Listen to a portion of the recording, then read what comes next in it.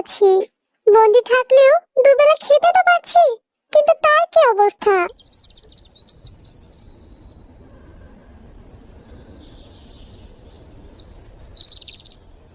এই মুরগিটা আজকে দুদিন ধরে খাবার কেন খাচ্ছে না?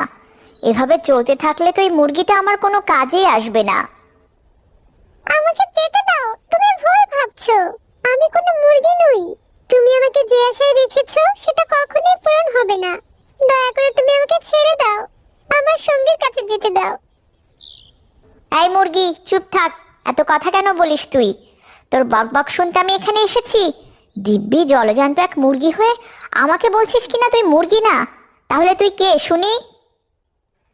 আমি কে সে কথা আমি তোমাকে বলতে পারবো না, তাহলে আমার অনেক বড় ক্ষতি হয়ে যাবে। তাহলে চুপচাপ এখানে বন্দি থাক। তুই যে খুবই সুন্দর মুরগি। তোর মতো এত সুন্দর মুরগি আমি এর আগে কখনোই দেখিনি। আমি সুন্দর, এটা কি আমার অপরাধ? তুমি কেন বন্দি করে রেখেছো আমায়? শোন, তোর সাথে এত কথা বলে আমি আমার সময় নষ্ট করতে চাই না। আমার অনেক কাজ পড়ে আছে। এখানে তুই যত দ্রুত নিজেকে মানিয়ে নিবি ততই তোর জন্য ভালো। আমি গেলাম।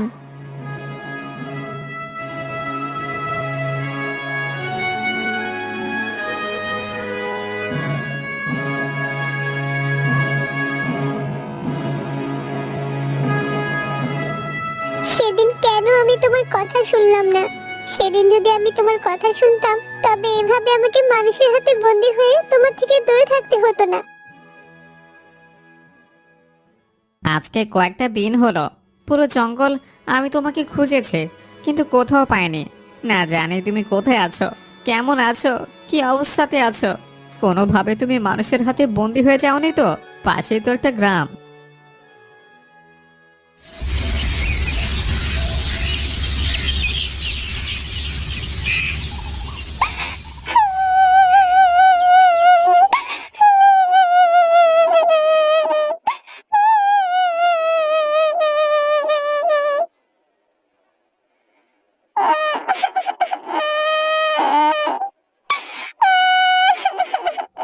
এই বাড়ির থেকে কার একটা কান্নার আওয়াজ ভেসে আসছে না?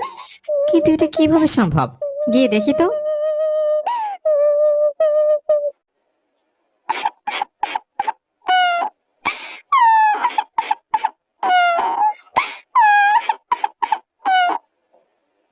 এ কি গো, তুমি এখানে কিভাবে এলে?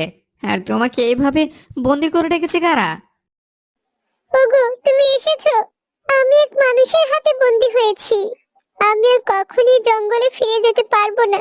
সেদিন যদি আমি তোমার কথা শুনতাম, তাহলে আর এভাবে আমাকে মানুষের হাতে বন্দি হতে হতো না।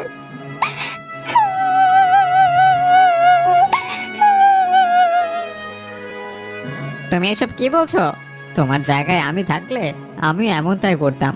তুমি কেঁদো না, আমি তোমাকে বের করার ব্যবস্থা করছি।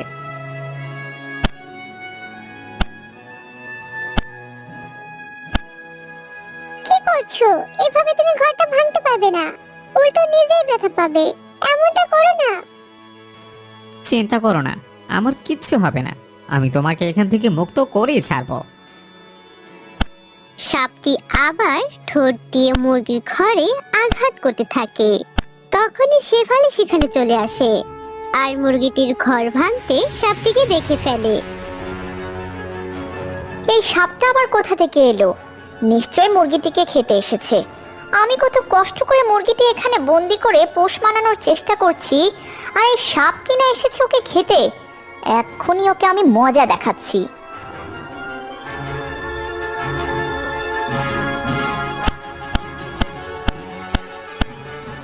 না, দয়া করে ওকে মেরো না, ছেড়ে দাও। ও আমার কোনো ক্ষতি করতে আসেনি, ও আমাকে সাহায্য করছিল। কি বললি তুই? এই সাপ কিনা তোকে না খেয়ে বাঁচাতে এসেছিল? এটা কিভাবে সম্ভব? আমাকে কি তুই বোকা পেয়েছিস? তুই যা বলবি আমি তাই বিশ্বাস করব? এই মানুষেরা আমাদের কোনো কথাই বিশ্বাস করবে না। তুমি দ্রুত এখান থেকে পালিয়ে যাও, না হলে ওরা তোমাকে মেরে ফেলবে। ঠিক আছে, আমি চলে যাচ্ছি, কিন্তু আমি আবারও আসবো। তুমি চিন্তা করো না।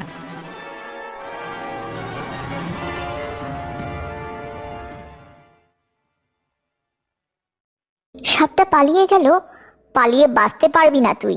আর যদি কখনো তুই এখানে আসিস, তাহলে সেদিনই তোর শেষ দিন হবে।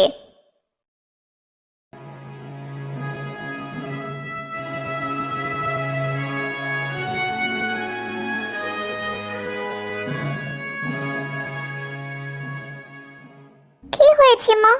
মুরগিটি কি পালিয়ে গেছে? তুমি এত রেগে আছো কেন? না না, মুরগিটি পালিয়ে যায়নি, কিন্তু মুরগিকে এনে আমি অনেক ঝামেলায় পড়েছি। এই মুরগিটিকে খেতে আজকে একটা সাপ এসেছিল, তারপরও ওই মুরগি কিনা আমাকে বলে সাপটি না মারতে। তাহলে মনে হয় ওই মুরগি ঠিক কথাই বলেছে। ও কোনো মুরগি না, আমাকে এই মুরগিটিকে সাহায্য করতে হবে।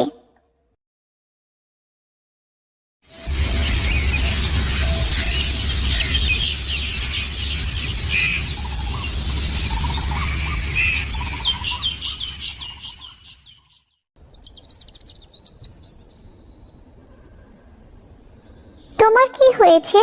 তুমি খাবার কেন খাচ্ছ না? এভাবে না খেয়ে থাকলে তো তুমি অসুস্থ হয়ে পড়বে।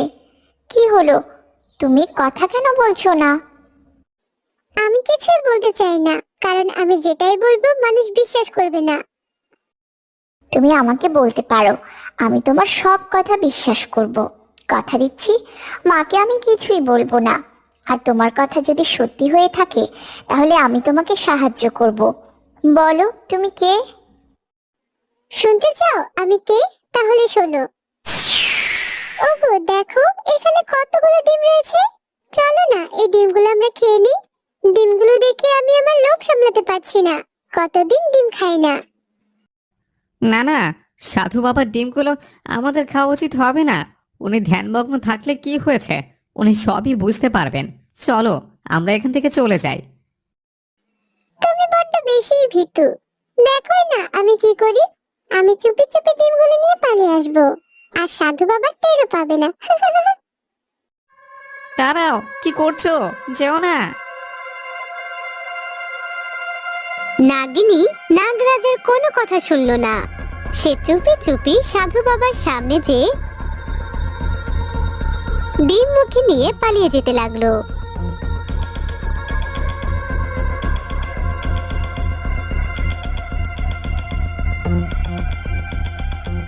কে আমার ডিম স্পর্শ করলো? তোর এত বড় সাহস, তুই কিনা আমার ধ্যান ভঙ্গ করলি? যেটার ভয় পেয়েছিলাম সেটাই হলো। আমাকে ক্ষমা করবেন সাধু বাবা, আমি এই ডিম আবার আপনাকে ফিরিয়ে দিচ্ছি। এই ডিম স্পর্শ করে আমার এত দিনের সব কষ্টকে তুই বিফলে ফেলে দিলে। এখন এই ডিম ফিরিয়ে নিয়ে আমি কি করব? আমি তোকে অভিশাপ দিচ্ছি, তুই একটা মুরগি হয়ে যাবি। আর তোর অভিশাপ ততদিন কাটবে না যতদিন তোকে কোনো মানুষ সাহায্য করবে। না, এমনটা করবেন না সাধু বাবা, দয়া করুন।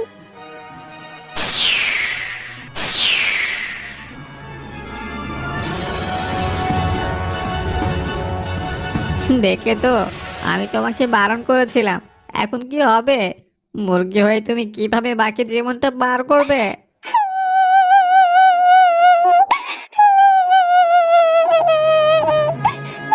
কেঁদো না, চলো গুহায় ফিরে যাব।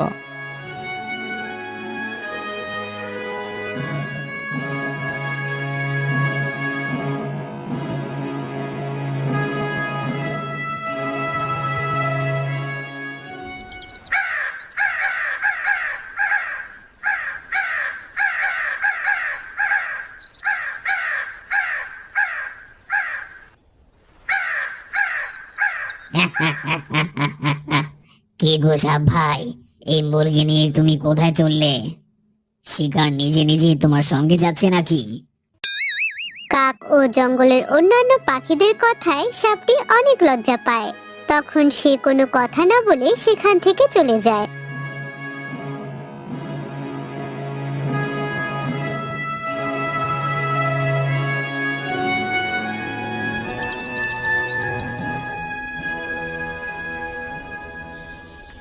সাপের মুরগির বউ। কি ভেবেছ সাপ ভাই? আমরা মনে হয় কিছুই জানি না। আমাদের আর কিছুই অজানা নেই। আমরা সবকিছু জেনে ফেলেছি।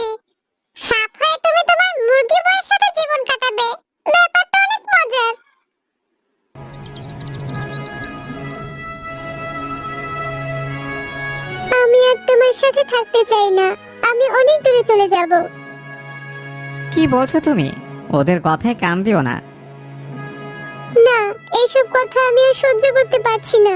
আমার জন্য তোমাকে অনেক অপমান সহ্য করতে হচ্ছে।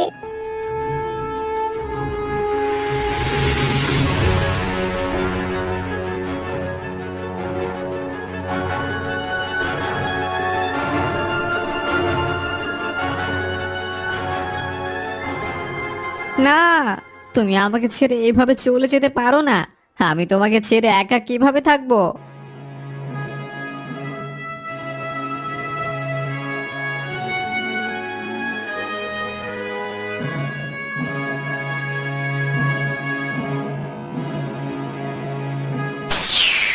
তারপর আমি জঙ্গল থেকে বেরিয়ে লোকালয়ে প্রবেশ করি আর তোমার মায়ের হাতে বন্দি জীবনযাপন কাটাতে থাকি। আহারে, তুমি কান্না করো না, আমি তোমাকে সাহায্য করব, আর তোমাকে বন্দি জীবন কাটাতে হবে না। চলো, আমি তোমার সঙ্গীর কাছে তোমাকে দিয়ে আসি।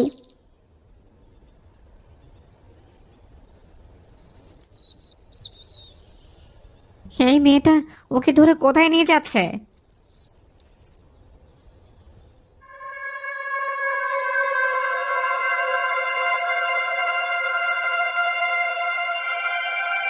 তুমি চিন্তা করো না, আমি মেয়েটিকে এক ছবলে মেরে ফেলবো আর তোমাকে নিয়ে যাব।